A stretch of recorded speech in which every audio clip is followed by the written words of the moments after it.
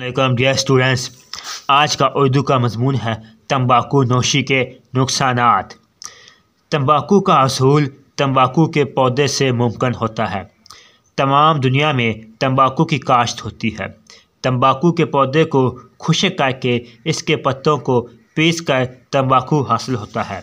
تمباکو کو مختلف طریقوں سے استعمال کیا جاتا ہے۔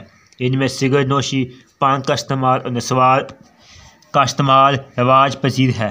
باریک کاغذ کی نلی بنا کر اس میں تمباکو بھر دیا جاتا ہے اور اسے سلگا کر اس کے کش لیے جاتے ہیں۔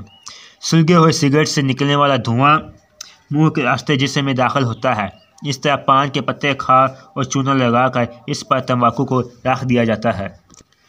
اسے لپیٹ کر منہ میں رکھ کے چبایا جاتا ہے۔ تمباکو کو نسوار کی شکل میں منہ میں رکھا جاتا ہے۔ برصغیر پاک و ہند میں اس کا استعمال عرصہ دراز سے کیا جاتا ہے۔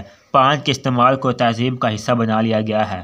لکھنؤ میں پان کے استعمال کا رواج بڑا اور رفتہ رفتہ یہ عام لوگوں کی عادت بن گیا ہے۔ کولمبس نے امریکہ دریافت کیا تو وہاں کے لوگوں کو ہانس کے نالیوں میں تمباکو بھر کے کش لگاتے دیکھا۔ امریکہ میں تمباکو کی باقاعدہ کاشت ہوتی ہے۔ امریکہ میں آبادی میں اضافہ ہوا تو تمباکو کی کاشت میں بھی وسعت پیدا ہوئی۔ فرانسیسی سفیر جان نکٹ ہندوستان میں تمباکو کے بیج کا ایک نمونہ لایا۔ یوں برصغیر پاک و ہند میں تمباکو کی کاشت ہوئی اور تمباکو نوشی کا رواج پڑا۔ تمباکو کے پودے میں زہر پایا جاتا ہے جو خون میں شامل ہو جاتا ہے۔ تمباکو کے استعمال سے سوچنے سمجھنے کی صلاحیت متاثر ہوتی ہے۔ تمباکو استعمال کرنے والوں کی سوچ کا دائرہ محدود ہو جاتا ہے اور وہ وقتی طور پر دنیاوی فکروں سے آزاد ہو جاتے ہیں، جس سے وہ سکون کا نام لیتا ہے۔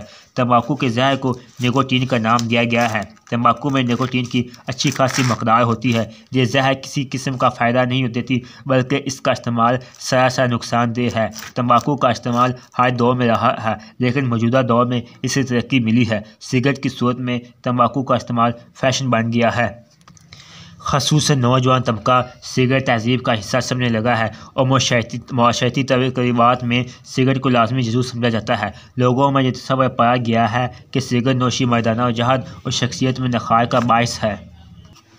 ابتدا میں لوگ اسے فیشن کے طور پر اپناتے ہیں لیکن جلد ہی سگریٹ میں موجود تمباکو کے زہریلے اثرات انہیں اپنی لپیٹ میں لے کر انہیں سگریٹ نوشی کا عادی بناتے ہیں۔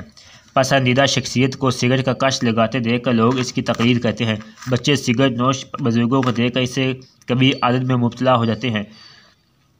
شہروں کی فضا سگریٹ کے دھوئیں سے بھری ہوئی ہے، نیز پبلک مقامات پر بھی سگریٹ نوشی ہوتی ہے۔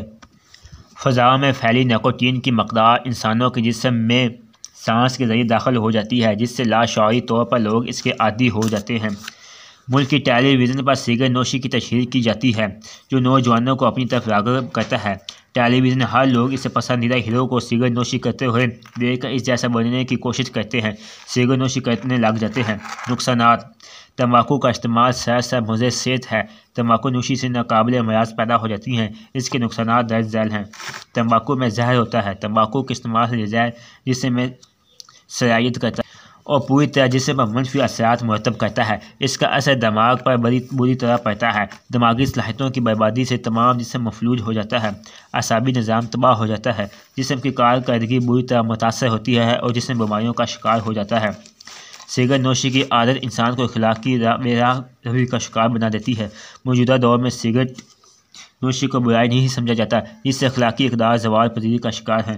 تمباکو کے استعمال سے نہ صرف صحت تباہ ہوتی ہے بلکہ شخصیت بھی تباہ ہو جاتی ہے، جو خود اعتمادی ہو جاتی ہے اور بے وقار جاتا رہتا ہے۔